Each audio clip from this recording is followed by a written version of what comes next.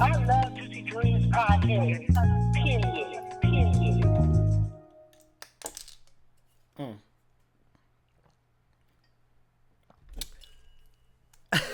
Yo, hey, it's Donnie, and you are now listening to the Juicy Dreams podcast. My mic seems like it's far, but I'm like so scared to like push her all the way in and stuff. Anyway, it's been a few days. I am back.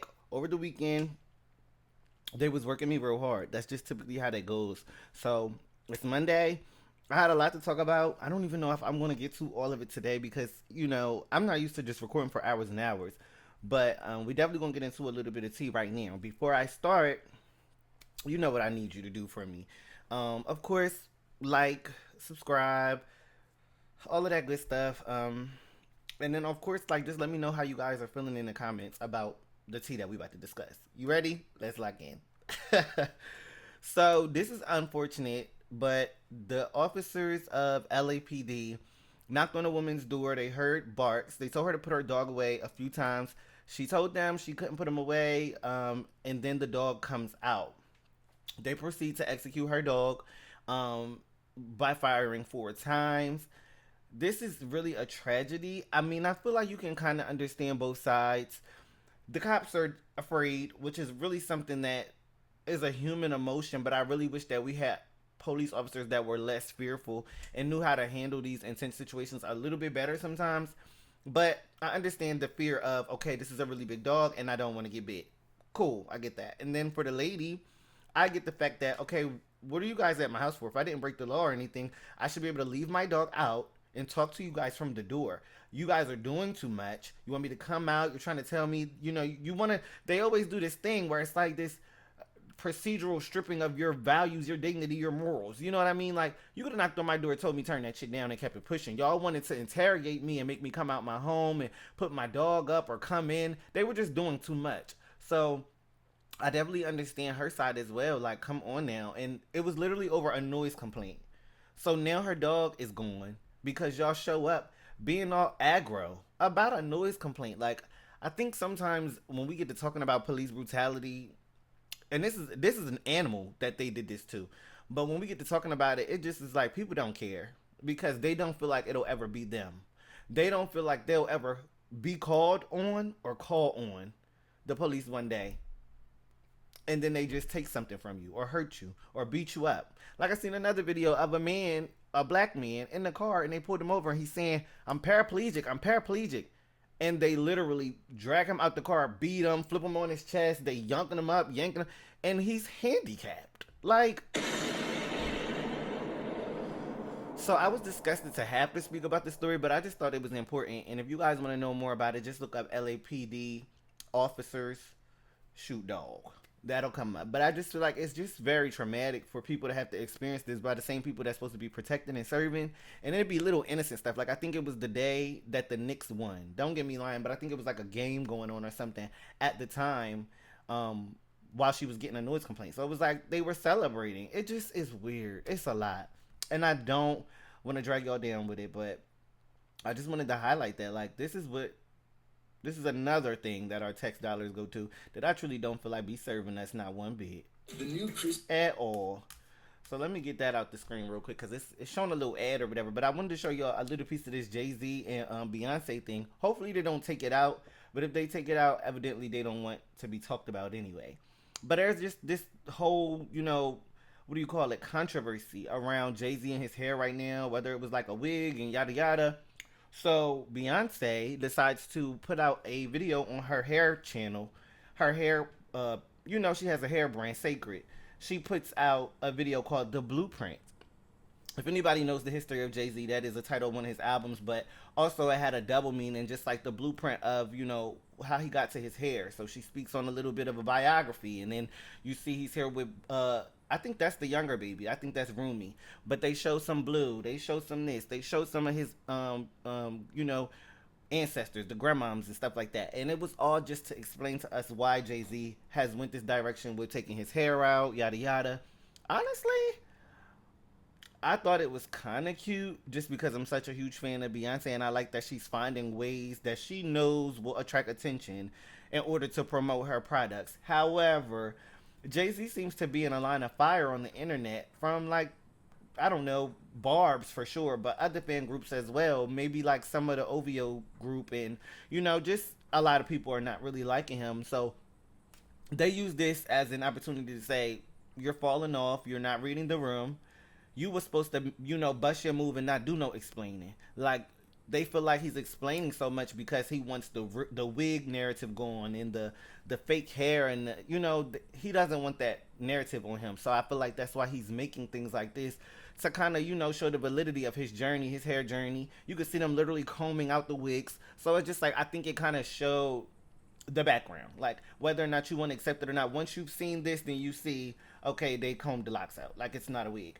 But I think people are just so hell-bent on disliking Jay-Z right now at this point that they took this video that was really a hair promotion video and kind of made it more so like, ooh, Jay-Z scared now, ooh, Jay-Z. And I'm like, maybe he is. Honestly, I don't know Jay. And I do know that there's not as much of a demand for him in my age group. But I can't say that he don't have fans. Like, me and my dad was talking about it the other day, and he was like, that's just the internet. That's just the internet. So evidently he still like Jay. You know what I mean? Like, there are certain people who like Jay, and there are people who feel like once he came out of that, on the other side of that Epstein and all of that Diddy stuff, some people feel like once he came out on the end of that, he's good now. We just wanted to make sure you didn't go down with them because you did something you didn't have no business. And there are other people who feel like, where there's smoke, there's fire. You get what I'm trying to say? Like, there's a big thing around Jay-Z right now. He's polarizing. You either like him or you don't. I don't feel like you're really in the middle. And I think I'm leaning more towards not liking Jay-Z. I mean, I can't really relate to him in any sort of way. But I still don't think that the reasons people have come up with for disliking Jay-Z are good as the ones that I would pick. Like, I would probably pick something like that boy that was screaming that he was his dad for like the last 10 years. I would probably pick something like him repeatedly talking about how he stabbed that boy and backdoor Dame Dash, like as if that's supposed to be a badge on his sash, like that's supposed to be a badge of honor. You understand? I would look at some of those type of things, and I would wonder how he amassed so much wealth and success, more than I would say, oh, he's such an inspiration or whatever. However, I think it's interesting that Jay-Z is really, really in the, like, on the tip of everybody's tongue right now. That means he's coming.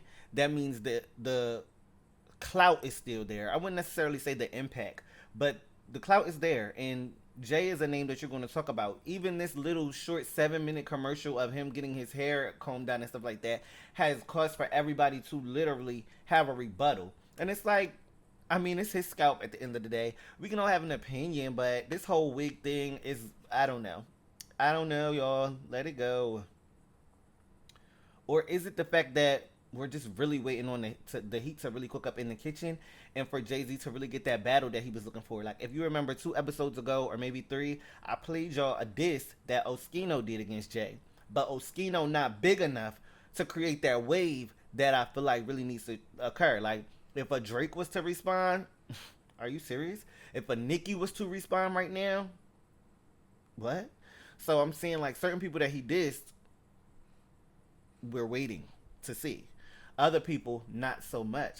And in the meantime, you just have the internet kind of buffering and using little jabs and little, the wig, yeah, the sun, like just trying to get them any way they can get them in the meantime, because no actual diss records other than Oskino is coming out. But they've been talking about their kids a lot. And I just wanted to say, I think Blue Ivy looks great. She's like 14, 13, something like that. Like, let kids be kids. She don't need to be running around here trying to be her mother. She looks great. Cool. Like, she's a teen. Like, wow. And I just get tired of them dragging people. Like I said, leave the kids out of it, bro. They was even talking about the younger one. The younger son saying stuff about him wearing headphones. And, like, leave the shit. Leave it, leave it, leave it. Stop talking about people kids. And that's one thing that I was happy that Jay-Z did do, was addressed when Kanye had brought up his kids. Don't come from my kids now. You're going to get what you're going to get when you cross that line. That's what people need to understand. It really don't be that serious. I mean, maybe for some people it's that serious. I can't speak for everybody else. He might got beef with people where he done really did stuff to them and they feel like F you and your family too. But for bloggers and people that just post on the internet, I don't get what kick you get out of talking about people's kids on the internet. It throw me off, y'all. I don't like it. But shout out to Blue and all of the other kids too. Blue is the oldest, so we see her more. Anyways, I'm done talking about Jay-Z and I'm done talking about the Carters. Did y'all think the hair was a wig or not? Let me know in the comments.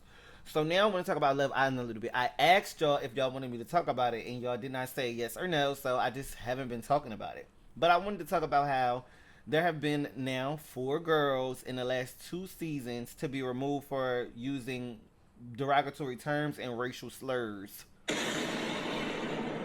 Um, I think it's disheartening, man.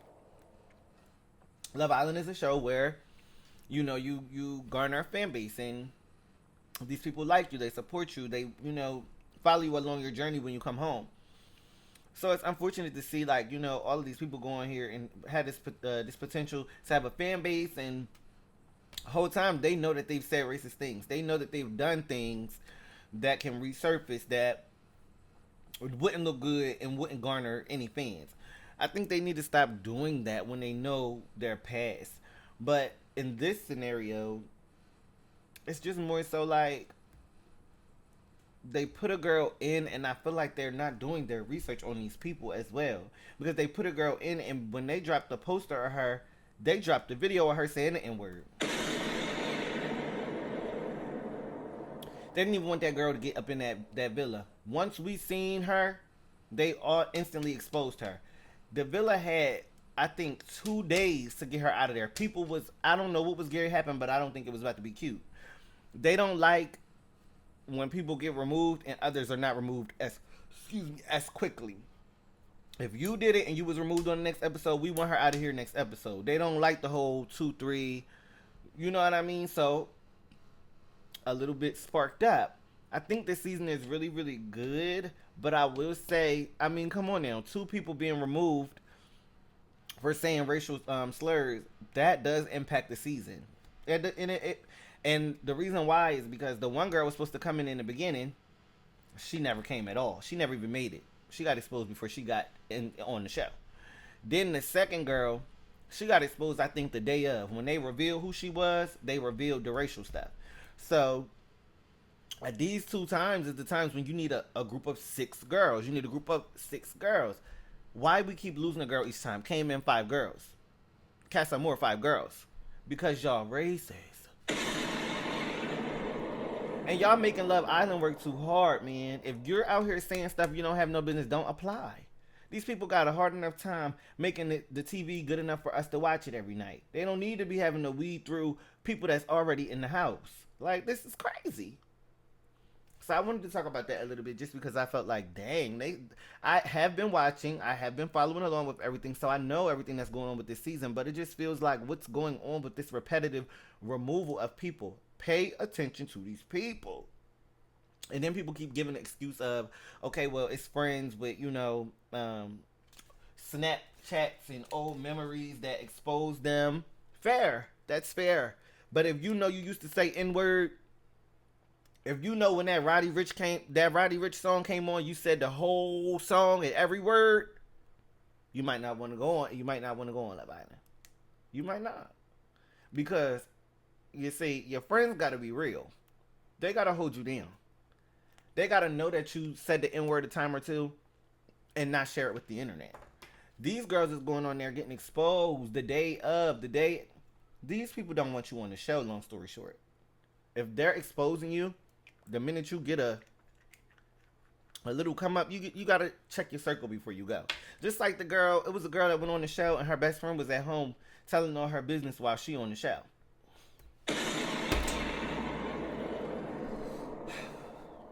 Love Island, I'm telling you, it has become a whole nother monster. Because it's people are going on here with all different kinds of intentions. I thought you were supposed to either want love or $100,000. You hoes be going on there trying to be Olandria. I'm just saying. Don't shoot the messenger, y'all. I'm just being honest, okay?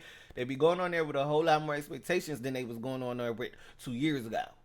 Right? Okay, that's what I thought. So, I don't really care about this too much. I guess I was bored when I put this on there. But Cheetah Girls is doing a Cheetah Girl 4. Cheetah Girl 4? Ain't that like Shrek just dropped? Ain't Shrek about to come out with another Shrek? Like, y'all need to learn when to let it go, babe. We grown as hell. I grew up on Cheetah Girls and Shrek and stuff like that. I don't really know. And well, I think if I had some kids, that would probably inspire me to go to see this type of stuff more. But I don't have no kids. I don't really know if I'm here for Cheetah Girls. I don't know if I want any more Cheetah Girls. I Disney Channel ain't even the same. Like I don't know if I want Cheetah Girls. Look at the Cheetah Girls. Let me show y'all. So this is the new girls. Basically, they saying that they give whitewash, and the reason why they mad is because I think they said three of the girls were supposed to be black. Well, one was Afro Latina, or two of them was Afro Latina, or something like that. One was black, and one was supposed to be Chinese, white and Chinese, or something like that. I don't know, but they were saying it was more racially ambiguous. Now it's giving whitewash to them. And I don't think so, but I also do feel like we got to look at the state of where we're at right now: diversity, equity, and inclusion. So I do feel like, these girls are a good set. We have, like it's Cheetah Girls. I don't know. I feel like because it's a kids thing, it is important to have representation for all colors because it's a kids thing. But I think this is pretty diverse, and I don't think just because it's Cheetah Girls, they all gotta be black. But people felt like, okay, hold on, this is the original Cheetah Girls. Do y'all feel? Oh, no, not this one. These not the original. Baby, here they go. They said this is the original Cheetah Girls. Do y'all feel like this is even giving the same thing? And I'm like, it's not. It's really not. It's not giving the same thing. But we are in a different age right now. Like it's times are different. And if Cheetah Girls always been a black girl thing, okay, well maybe it's time for us to include a little white girl on the side. Little, I don't know what she looks like. I don't know who's mixed with what, but I'm not mad at the cast. Listen, and I might not even watch it. Let me know if y'all gonna watch Cheetah Girls. What's interesting to me is that I seen I'm about to call her Jasmine. That's not her name. Raven. I seen Raven-Symoné talking about um Cheetah Girls 4 is coming and yada yada yada. So she was getting her new look together and she was getting her hair together. And I'm like, is she gonna be in the movie? So I'm excited to see if Raven's gonna be a part of it. But if Raven ain't gonna be in the movie, then I probably ain't gonna watch it at all. And then on top of that, Raven might not be in the movie because the other old Cheetah Girls ain't doing nothing. Where's Keely at? Where's Adrienne Bailon? And I don't even remember Dorinda name, but where's these actresses at? Are they available to do Cheetah Girl 4? Because now we might be talking. If I can get the Cheetah Girls that I grew up on back, the Disney Channel Cheetah Girls, if y'all can give me that, see that. Exactly. Now let me move on. If y'all can give me the original, then I'm seated. So, Chloe did. I did it twice. Chloe dropped her thing last week. Can't play none of this. All of this is gonna get my channel messed up. But I did talk like, a little shit about how I just wasn't, super wild or anything about the music. It grew on me. Like I like it. It grew on me. And I wanted to come back and say what my top three was after I finally gave it a chance to marinate. And I think that my top three are main attraction. No, that ain't it.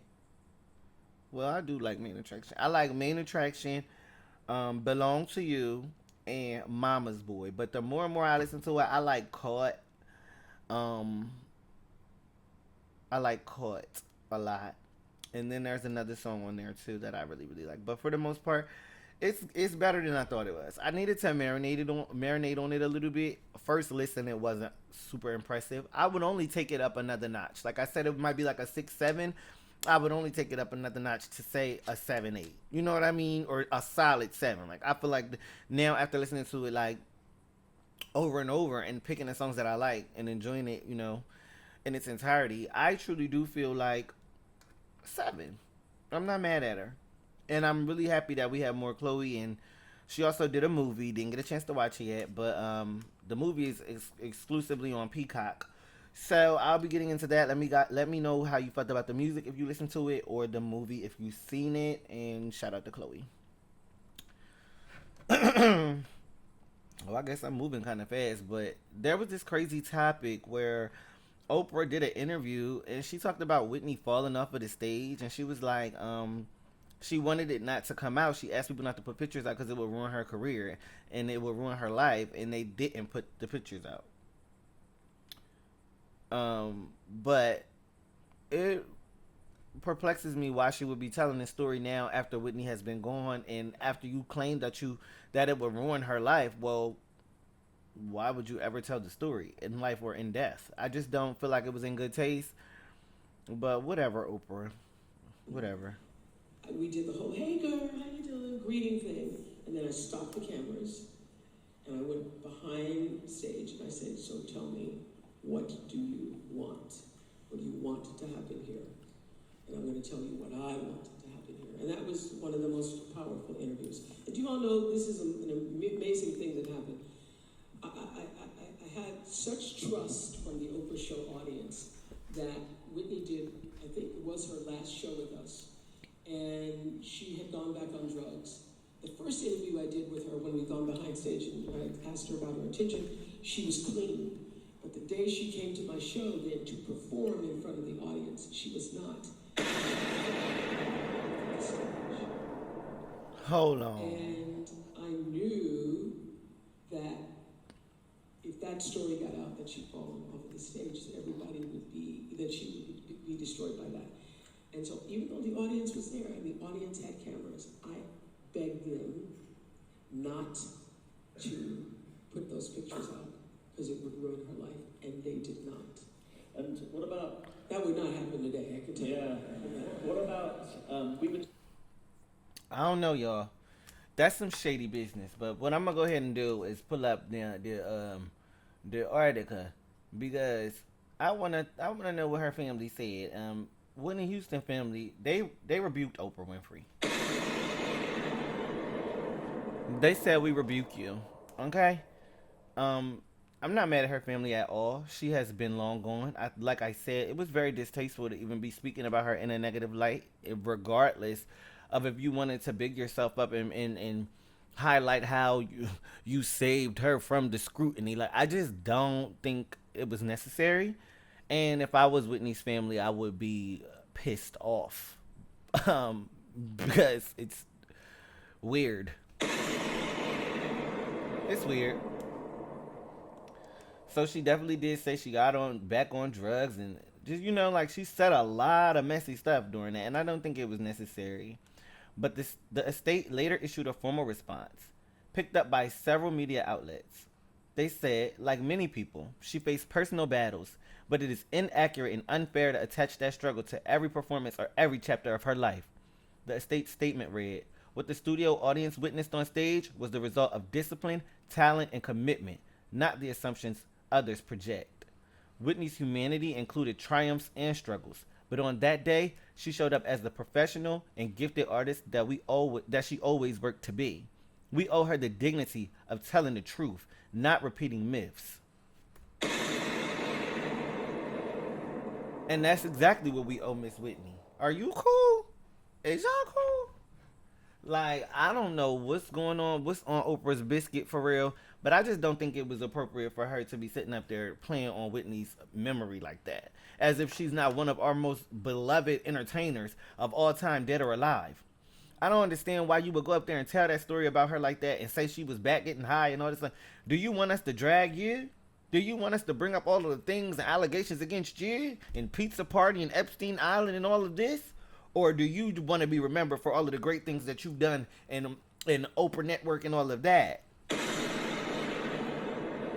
Because one would wonder how you would want to be spoken about in your death. Would you want to be, you get what I'm saying? Would you want to be that girl that had them girls and with the Africa thing? Let's not get into it, Oprah. That's why you need to be a little bit, like, I feel like people got to be a little bit more classy with they nasty. First of all, really wasn't even no reason for her to bring up Whitney Houston. If she was going to bring up Whitney Houston, she should have brought up how inspiring she was or how much she loved her artistry. I don't know why you bringing up the fact that she was getting high or not getting high. That's so weird, bro. That was always like a comical thing that people would make jokes about, but to be speaking about it so casually as if it was cool, I just think it was disrespectful. So shout out to Whitney's family for checking that shit immediately. Hello? And Oprah been around for a long time. She know better. She know better. I don't care, and I don't want to hear no excuses. But if y'all feel differently, let me know in the comments. I just feel like it just don't make no sense. So anyway, Olandria, the Ola dolls are winning really bad. I was having a hard time finding the pictures that I wanted.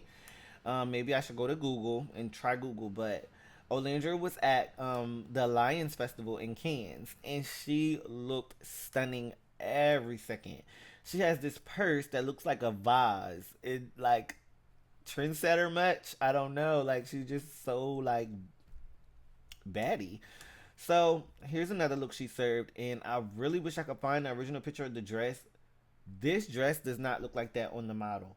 She is wearing it differently. She has it like around only one side of her bosom, and then she has it on one of around her neck when it could come around both sides. I'm telling you, the way she wears pieces, the way she, and mind you, these outfits are all her in Cannes.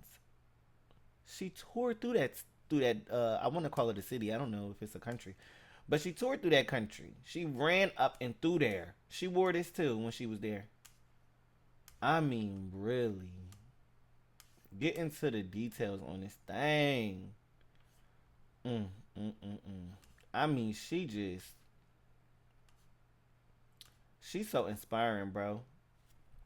I'm going to be rich and I'm going to be wearing shit like this every day.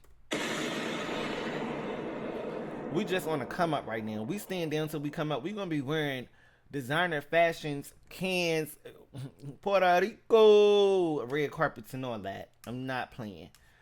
But she did the BET Awards too. I want to save the BET Awards topic because it literally just happened last night, and I wrote these episodes a couple days ago, and I'm kind of behind, so I don't want to like just rush into stuff that I have planned in the future. But Olandria is just booked and busy, and I love to see her just keep working. It makes me so happy. Like the last thing I told y'all about, I think, could be wrong, was the FIFA commercial, because she did 2 of them. She did one, turned around, did another one. Like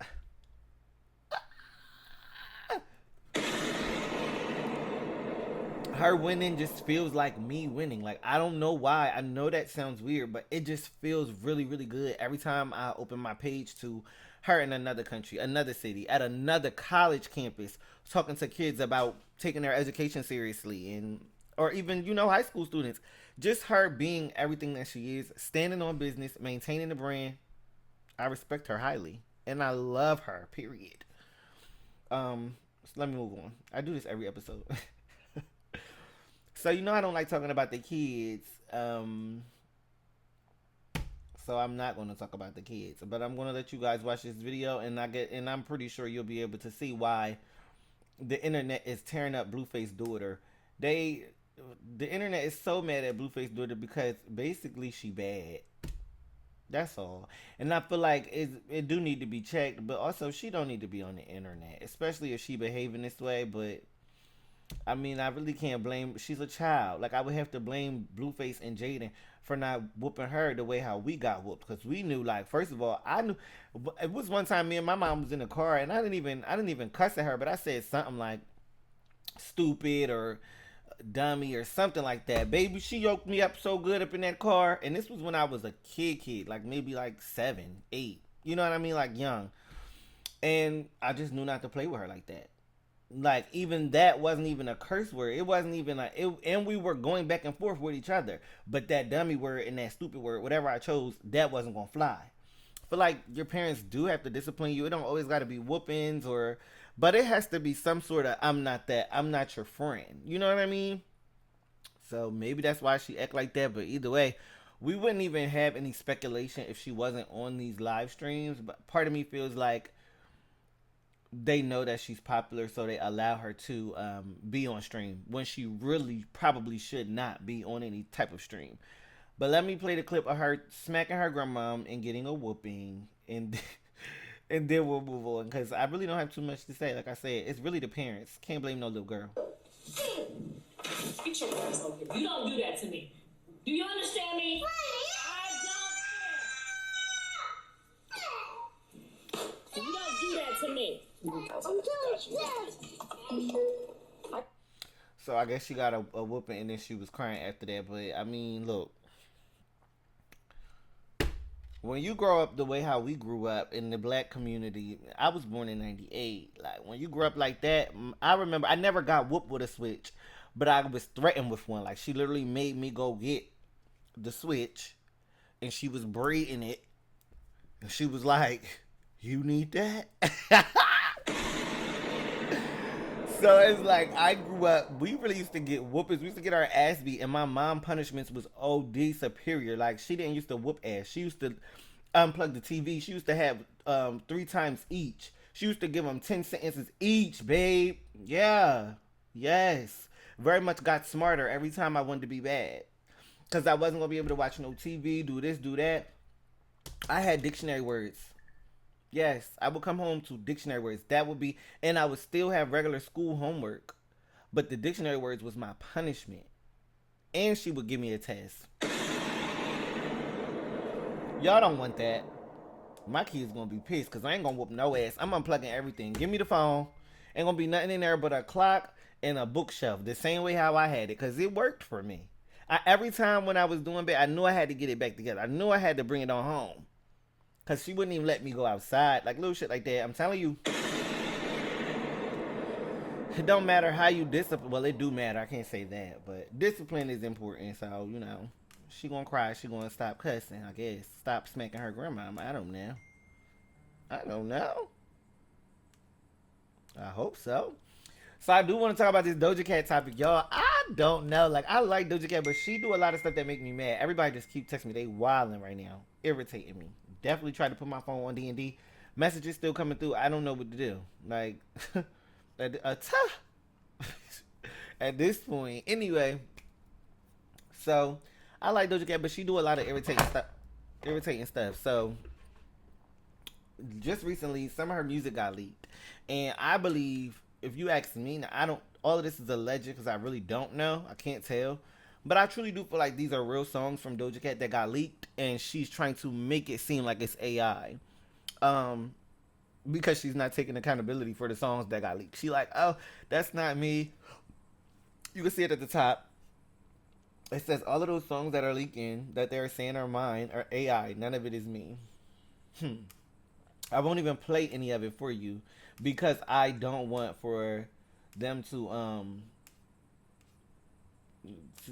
attack my channel if she decide to use any of the music or anything in the future. But basically, 3 songs I seen, might have been more, but 3 songs came out, and everybody was enjoying it. It was like, girl, why you didn't put this out? Drop it now, release it. And she's more so like, hey, that's fake, that's not me. And like I said, I think she's trying to pull a wool over our eyes, but her real fans, they feel like they have her dead to rights, that is her. You know what I mean? Like, they're not going for anything. They feel like that's her. So, I mean, if your own fans don't believe it's AI, I'm sorry, mama. I don't believe it's AI either. And if 3 songs got leaked, I mean, shit, take it on the chin. Write some more raps and, come back. I think she's on tour right now anyway. So, she's already working. It's not that there's no demand or anything. I think it was just more so maybe this was a publicity stunt, or maybe she was behind it being leaked. Either way, interesting. Every time with Doja Cat, interesting. Because instead of her coming out and saying, I'm so upset that my songs got leaked, or ha ha ha, losers, it's not me. It was more so all of those songs that are leaking, they're saying are mine, or it's AI, none of it's me. It's like, I think you would have had a little bit more fun with it if it was fake.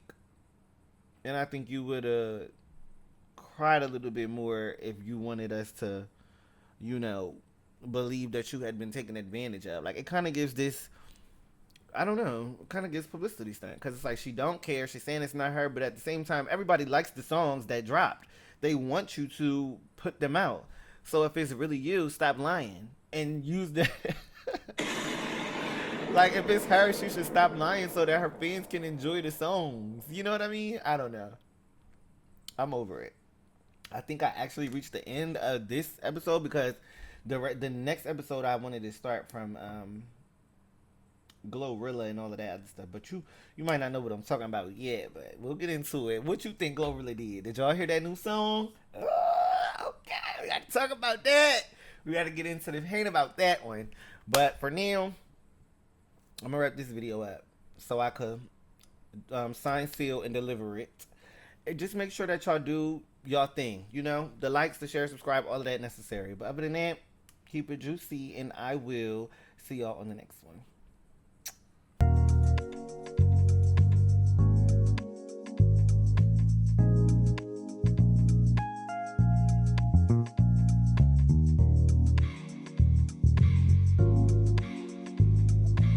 I love Juicy Dreams podcast. Period.